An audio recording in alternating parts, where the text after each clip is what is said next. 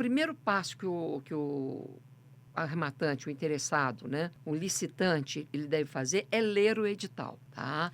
Primeira coisa, ele tem que ler o edital. Eu sei que nós brasileiros não temos hábitos de ler manual, às vezes, muitas vezes, até nem mesmo de ler o edital. Mas esse é o primeiro passo. Em termos de legislação, no edital contém todas as informações de quais artigos, da regra da arrematação. Agora, mais importante, às vezes eu recebo muito contato, recebo pessoas no meu escritório querendo de pessoas que são leigas em relação ao direito e que querem ter o conhecimento de tudo, de todas as legislações. Às vezes eu brinco com essas pessoas e falo o seguinte: olha, se você quiser saber todas as leis que envolvem o direito, você vai ter que entrar para uma faculdade de direito. Quando terminar, você começa a arrematar. Por quê? Porque a legislação ela é muito esparsa. Então, você tem informações, por exemplo, no Código Penal, você tem no Código de Processo Civil, você tem no Código Tributário. Então, assim, são diversas legislações que envolvem.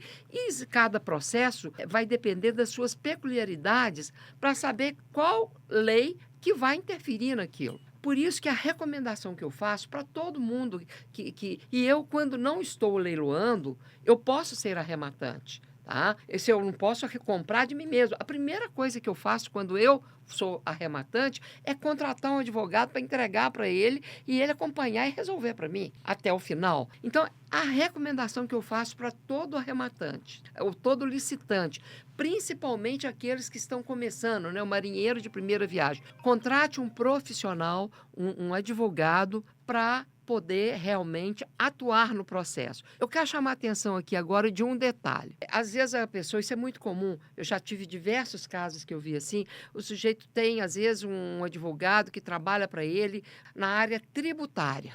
Tá? Ou tem um filho que é advogado e de outra área totalmente diferente, e às vezes ele fala: não, eu vou colocar meu filho, eu vou colocar meu amigo para poder acompanhar o processo. Eu não recomendo isso por um motivo só: o advogado que vai atuar no leilão, ele não vai acompanhar, ele vai atuar. E é diferente, é muito diferente. Acompanhar, vai acompanhar, até às vezes fazer com que aquele leilão seja cancelado por falta de atuação. Não é falta de acompanhamento. Então é o seguinte: é fundamental. E um advogado que você sabe que tem o conhecimento dessa matéria, entendeu? Isso resolve 99% dos problemas que os arrematantes acham que possam vir a ter. Eu sempre falo isso, porque leilão judicial, por exemplo, é um mundo. Você tem ali leilão de falência, tem uma lei própria, Cada 11.101, coisa. você tem ali o CPC, que tem várias normas, você tem ali o CTN, tem nome lá, Código Penal, tem CLT, CLT, são leis processo de trabalho, diversas. diversas, é um mundo, não tem jeito. E muitas vezes isso acontece muito, a pessoa, por não atuar, o leilão é cancelado. Então, não Isso é acontece, acompanhar, é atuar, é atuar. é totalmente Tá? diferente. Qual que é a outra vantagem que eu observo, né? Quando o arrematante ele tem um bom profissional do lado dele para poder fazer os procedimentos pós-arrematação.